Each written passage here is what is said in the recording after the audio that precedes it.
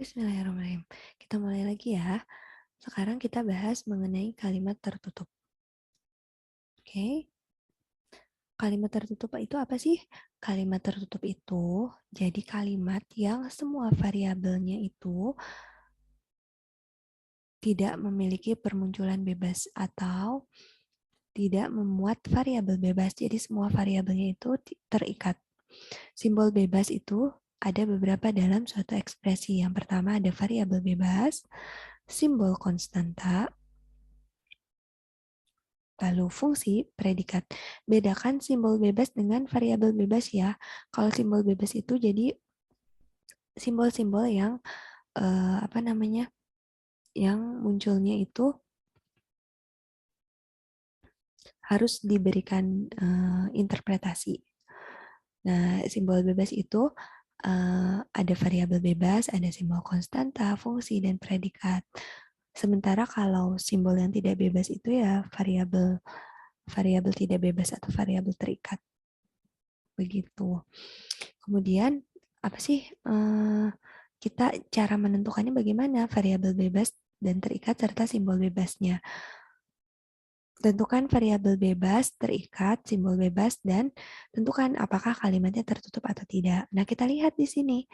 Sama seperti dengan apa namanya menentukan kalimat, kita lihat apakah simbol-simbol yang ada dalam kalimat. Jadi kalimatnya apa? For all x key. Kita tulisin di sini ya. For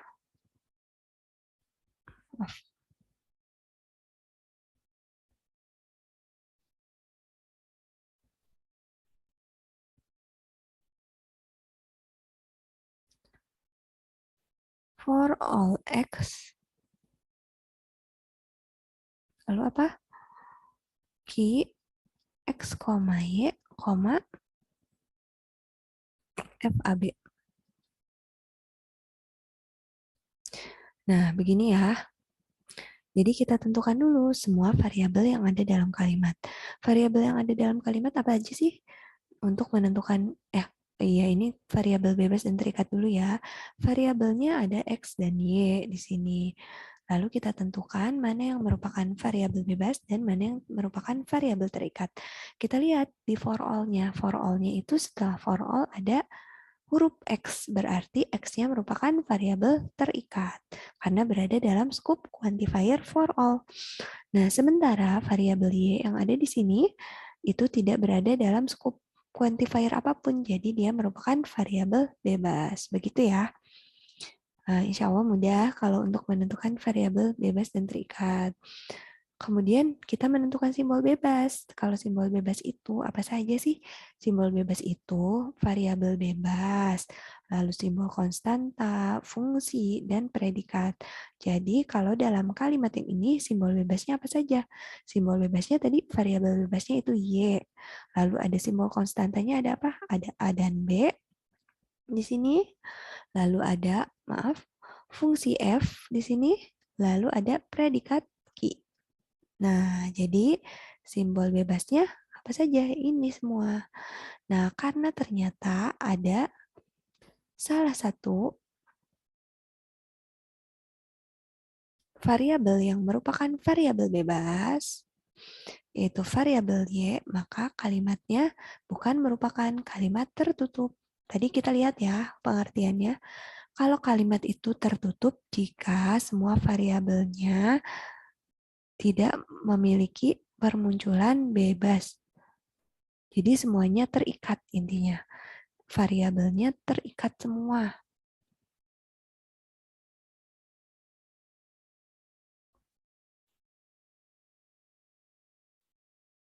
Nah, bila variabelnya terikat semua, maka kalimatnya dikatakan kalimat tertutup. Nah, kalau di sini kan masih ada variabel bebas nih, yaitu variabel Y. Maka dia bukan kalimat tertutup. Begitu ya. Sekarang kita lanjut ke interpretasi kalimat logika predikat. Nah, interpretasi kalimat logika predikat ini Intinya kita akan memberikan nilai pada setiap simbol yang muncul dalam kalimat. Nah, simbol-simbolnya apa saja? Simbol-simbolnya ini bisa konstanta, variabel, fungsi, dan predikat. Nah, kalau dalam interpretasi kalimat logika predikat, kita perlu domain. Domain itu artinya adalah himpunan objek yang menyediakan nilainya atau arti untuk terms. Nah, domainnya merupakan himpunan tidak kosong. Di sini syarat domainnya. Misalnya, domain bilangan bulat atau domain bilangan asli ganjil, gitu ya. Nah, kalau interpretasi kalimat logika predikat itu, kita akan memberikan nilai kepada masing-masing himpunan simbol konstanta, variabel, fungsi, dan predikat dengan aturan sebagai berikut. Yang pertama, kalau kita memiliki konstanta, misalnya A, diberikan interpretasi nilai. Nilai ya yang diberikan kalau dalam konstanta yang merupakan elemen dari domain. Misalnya di sini dipilih nilainya AI karena interpretasinya adalah I ya di sini. Yang dituliskan dengan A tanda panah AI. Tanda panah ini artinya kita memberikan interpretasi, memberikan nilai. Begitu ya. Kemudian kalau variabel, variabel juga diisinya dengan apa sih? Diisinya juga dengan nilai. Dan dengan nilai yang merupakan elemen dari domain. Misalkan diambil nilainya XI ya. Dituliskannya jadi seperti tadi, tanda panah X, tanda panah XI. Nilai yang diberikannya apa? Nah, kalau misalnya variabelnya merupakan variabel bebas sekaligus terikat, variabelnya tetap perlu diberikan nilai. Tapi kalau misalnya variabelnya terikat saja, tidak perlu diberikan nilai. Nah, kalau fungsi, simbol fungsi itu kita harus lihat dulu aritasnya berapa nih. Kalau aritasnya N berarti kita harus memberikan fungsi dengan aritas N. Misalnya FI D1, D2 sampai DN begitu. Nah, isinya itu apa sih? Isinya itu fungsi. Fungsinya bagaimana? Fungsinya hasilnya itu harus merupakan anggota dari domain. Misalnya nih, kita memiliki domainnya itu bilangan bulat. Bilangan bulat teman-teman tahu kan? Yang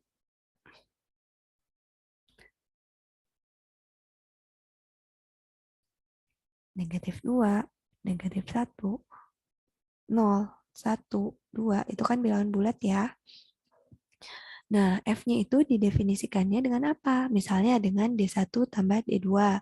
Nah, hasilnya itu harus bilangan bulat juga. Nah, kalau D1-nya kita ganti dengan 1 atau D2-nya kita ganti dengan 2, ini ketika dijumlahkan hasilnya 3. 3 juga merupakan 1 ditambah 2 sama dengan 3. 3 itu merupakan bilangan bulat bukan? Ya, karena merupakan bilangan bulat, berarti ini bisa kita definisikan terhadap fungsinya, begitu. Jadi harus kita lihat domainnya itu apa sih. Lalu nanti ketika mendefinisikan fungsi, kita juga harus memeriksa apakah fungsinya itu hasilnya merupakan anggota dari domain atau bukan, bila diambil sebarang nilai. Nah, kemudian ada simbol predikat. Simbol predikat juga sama, hanya bedanya apa? Bedanya kalau simbol predikat itu kita definisikannya pada argumennya D1, D2 sampai Dn, kalau aritasnya N, tapi nilainya itu true atau false. Jadi hasil dari predikatnya harus merupakan nilai kebenaran true atau false ya. Biasanya kalau dalam apa namanya? Dalam predikat ini kita menggunakan tandanya lebih dari, kurang dari, sama dengan, tidak sama dengan, kurang dari sama dengan, lebih dari sama dengan. Misalnya ini dalam bilangan bulat, domainnya bilangan bulat. Kemudian P-nya kita definisikan D1 kurang dari D2.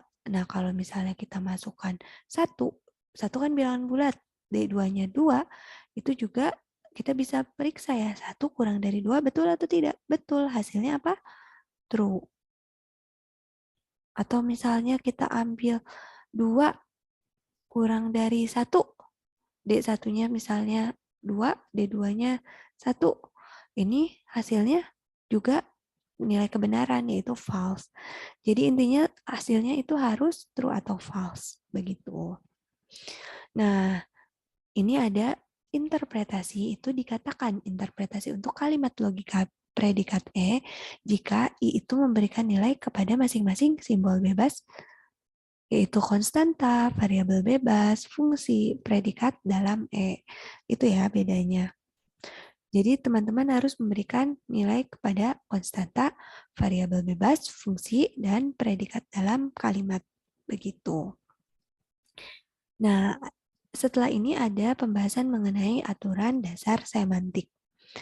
Jadi aturan dasar semantik ini, misalkan kita tahu nih ada ekspresi E dan interpretasi I untuk E atas domain D. Ini D itu domainnya ya. Maaf. Nah, nilai kalimat E itu kita perolehnya dari mana? Peroleh dari penerapan aturan ini. Nilai dari konstanta, misalnya A, itu adalah elemen dari domain AI. Kayak tadi ya. Nilai dari aturan variabel, nilai dari variabel, misalnya X itu, ini X-nya harusnya kecil, adalah elemen dari domain X, misalnya XI. Intinya, ketika kita bertemu dengan konstanta dan variabel, nilai-nilai yang kita ambil harus dari domain. Begitu. Kalau aturan aplikasi, jadi ketika kita memiliki FI, T1, T2, T3, sampai Tn, itu merupakan elemen dari domainnya juga. Jadi kalau misalnya T1-nya kita masukkan domain,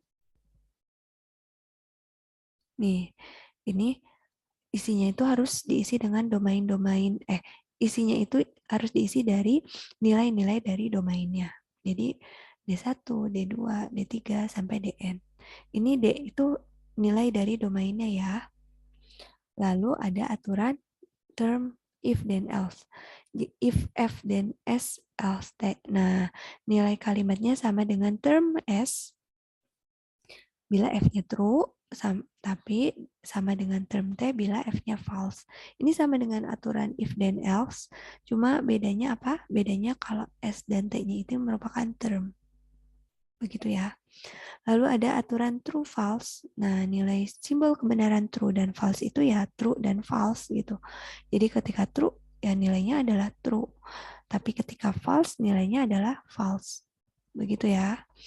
Lalu ada aturan proposisi. Kalau ada proposisi sesuatu nilainya apa?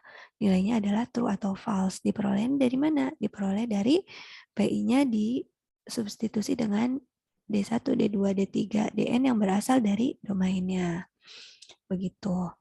Kemudian ada aturan penghubung, not, and, or, if, then, if, and only if, then, else. Ini hampir serupa dengan aturan semantik logika proposisional. Intinya kalau negasi berkebalikan, jadi kalau ada tadinya true, berarti not F-nya false dan kebalikannya.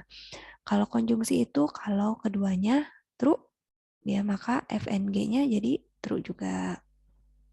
Ini hampir sama sih ya dengan aturan semantik logika proposisional. Bedanya apa? Yang bedanya itu ini.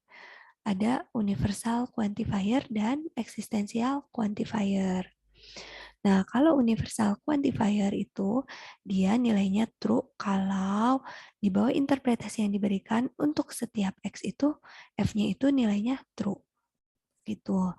Dan kalau misalnya for all X-nya bernilai false itu berarti kalau misalnya ada salah satu X dalam D yang membuat kalimat F-nya itu nilainya false, maka for all X-nya bernilai false. Begitu.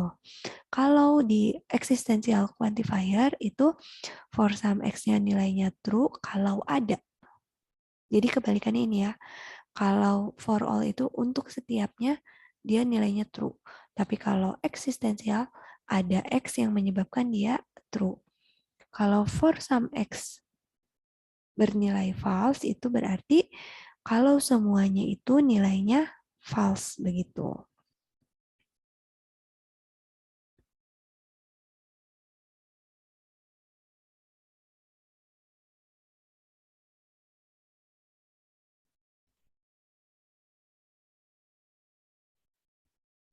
Begitu, sekarang lanjut ke langkah menentukan interpretasi untuk kalimat. Nah, yang pertama adalah tentukan semua simbol yang ada dalam kalimat, tentukan simbol bebasnya, lalu beri interpretasi untuk kalimatnya. Bagaimana ya? Kita lihat di sini, diketahui D adalah domain bilangan bulat. Teman-teman tahu ya bilangan bulat ya. Yang ini,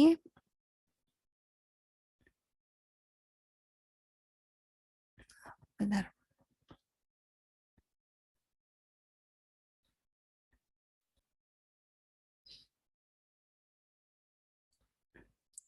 Nah, ini bilangan bulat itu apa tadi? Kalau yang negatif 2, negatif 1, 0, 1, 2, dan seterusnya ya. Sampai tak hingga. Nah, apakah interpretasi ini merupakan interpretasi untuk for all x, q, x, y, f, a, b? Kita lihat. Di sini A-nya kita lihat dulu. Kita tentukan dulu semua simbol dalam F-nya itu ada apa saja sih? Di sini ada A, ada B, ada X, ada Y, ada F, ada Q ya. Kita lihat A, B, X, Y, F, Q. Lalu simbol bebasnya kita tentukan deh di sini. Simbol bebasnya apa saja sih? Simbol bebas itu variabel bebas. Variabel bebasnya apa? Di sini for all-nya X ya. Berarti ini X itu variabel terikat. Nah, berarti variabel bebasnya apa sih? Variabel bebasnya adalah Y. Ini variabel bebas. Jadi simbol bebasnya apa saja? Simbol bebasnya variabel Y, karena ini variabel bebas, lalu ada konstanta A dan B. Yang ini konstanta itu konstanta itu simbol bebas, lalu ada fungsi F dan predikat Q. Lalu kita perhatikan nih interpretasinya. A-nya sudah diberikan nilai di sini? Sudah, A-nya diberi nilai 2. 2 ada dalam himpunan bilangan bulat? Ya, betul.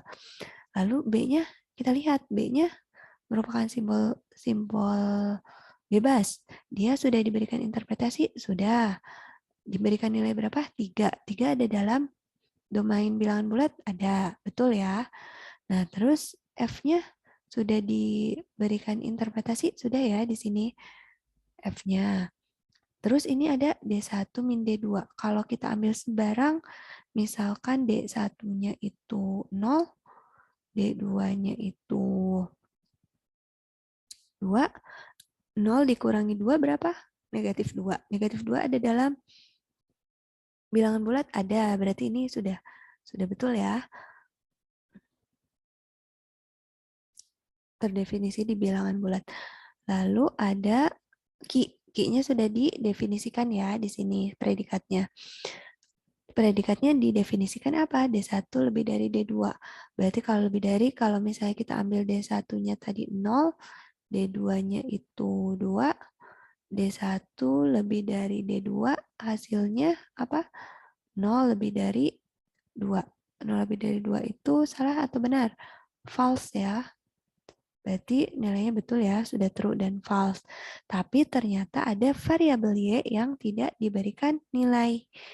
Ya, harusnya kan ini diberikan nilai. Nah, karena ada variabel Y yang tidak diberikan nilai, maka interpretasi itu bukan merupakan interpretasi untuk kalimat F ini ya. Lanjut. Oh, sudah sampai situ. Jadi intinya ketika teman-teman memeriksa interpretasi untuk suatu kalimat, harus diperiksa apakah semua simbol bebasnya sudah diberikan nilai dalam interpretasi yang ini. Kalau sudah, berarti dia merupakan interpretasi untuk kalimat. Tapi kalau belum, berarti dia bukan interpretasi untuk kalimatnya. Begitu ya.